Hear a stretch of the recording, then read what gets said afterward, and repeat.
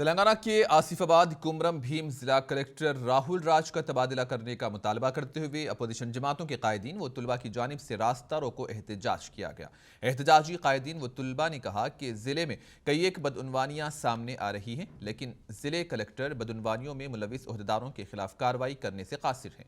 एहतजाजी कायदीन ने कहा कि वो इस मुतालबे को लेकर गुज़िश्ता चंद दिनों से एहतजाज कर रहे हैं, लेकिन हुकूमत इस मामले पर कार्रवाई नहीं कर रही है। एहतजाजी कायदीन और तुलबा ने कहा कि वो कलेक्टर के तबादले तक अपने एहतजाज को जारी रखेंगे, जबकि पुलिस ने एहतजाजी कायदीन व तुलबा को गिरफ्तार करते हुए पुलिस स्टेशन मुंतकिल किया।